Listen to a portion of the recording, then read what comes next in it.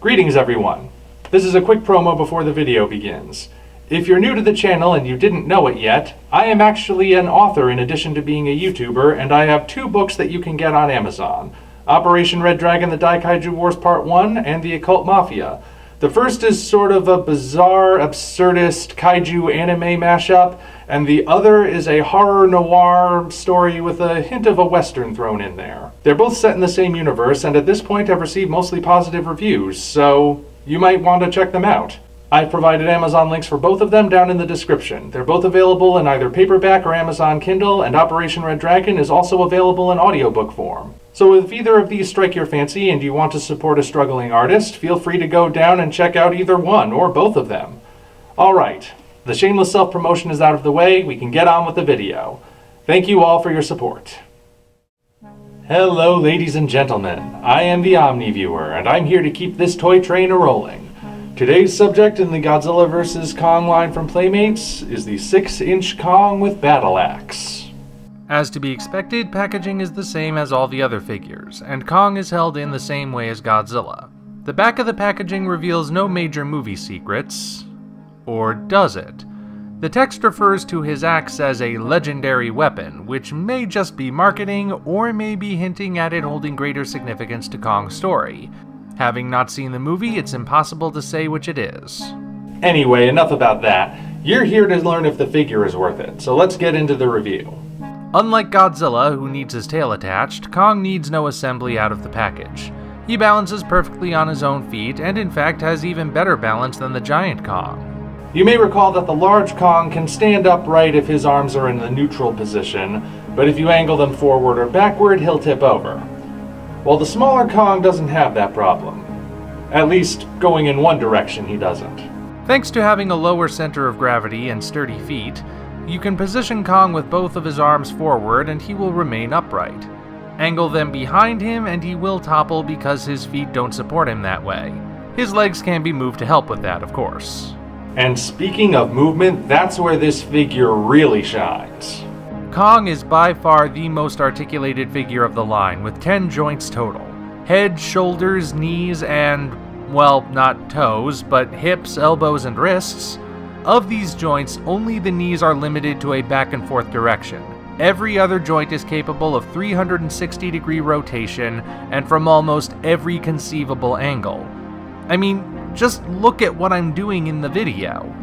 Unfortunately, the joints do not allow you to position Kong to look like he's beating his chest, which is too bad because that's the iconic King Kong pose. Just another reminder that perfection truly is unattainable in this world. In spite of that though, make no mistake, articulation is this figure's strongest point. Like the other monsters in this line, Kong has battle damage, located specifically on his right shoulder. Similar to Godzilla's wound, I find the best way to attach the skin piece is to start at the top. In fact, I advise this because part of the wound is hidden by the figure's body at the top, so it might require a bit more fidgeting than with Godzilla. Once it's on though, it's secure and blends in perfectly. Now, the amazing articulation does come at a certain visual expense. As you can see, the joints on this figure are very visible. The only one that can be obscured in any way is the right shoulder peg beneath the battle damage patch, and that's only as long as the patch remains in place, and even then it's only hidden from the front. This stands in stark contrast to Godzilla, who has only a few obvious joint portions that are easily obscured and otherwise boasts an unbroken appearance. Now, I wouldn't say this completely destroys the figure's look, but again, it is vastly different from the quality we see in Bandai collectibles, so just keep that in mind if you choose to get this guy. Much like with the 2 Godzilla figures we've seen up to this point, this Kong differs the most from his larger counterpart in terms of color. The giant Kong is very dark, predominantly in a shade which I would describe as something between charcoal and dark chocolate, with the bare skin portions being slightly darker than the fur. The 6-inch figure still has dark color on the skin, but his fur is a more medium shade of brownish gray with hints of black here and there. This is more in line with Kong's color in Kong Skull Island, but is it possible the darker color of the large figure is more accurate to the upcoming movie? Or is the smaller figure more accurate? We have no clear screenshots of Kong at this point, and even the Godzilla figures have come in 2 different varieties, so the jury is still out.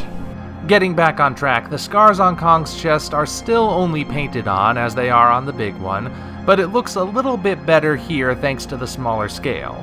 The teeth are painted pale yellow and the tongue is bright red. Unfortunately, much like Godzilla, the eyes are a little messed up, at least on the figure I've got. Get in really close and you can see that he looks slightly cross-eyed, but also like Godzilla, you can barely tell at any other distance.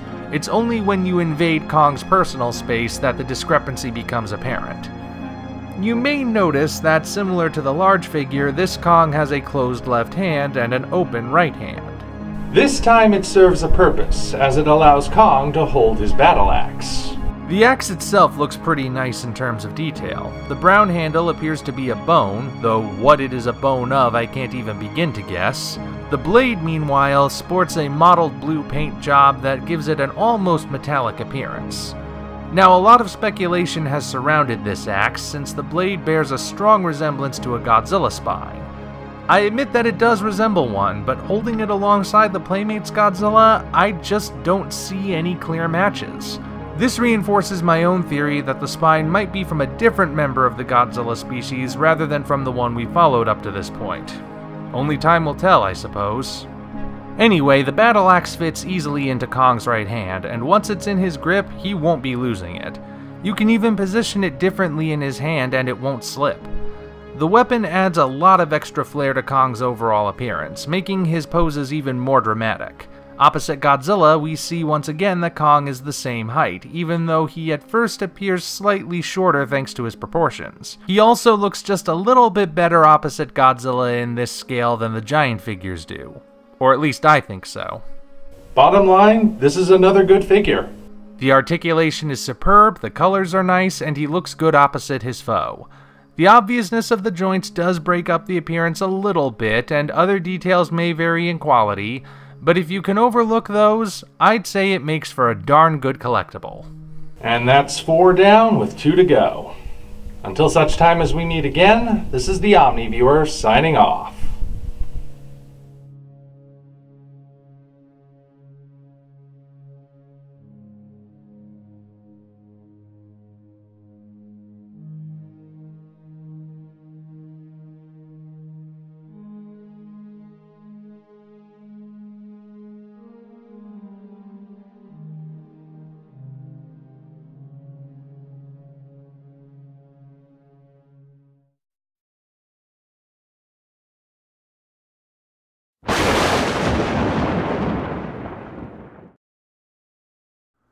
If you enjoyed this video, you know what to do. Like and subscribe, then go down to the description to find links to follow us on DeviantArt, Patreon, and Twitter. While you're there, you'll also find the Amazon links for the original novels Operation Red Dragon, The Daikaiju Wars Part 1, and The Occult Mafia. 2 books I think you'll really enjoy. Thank you all, and we appreciate your support.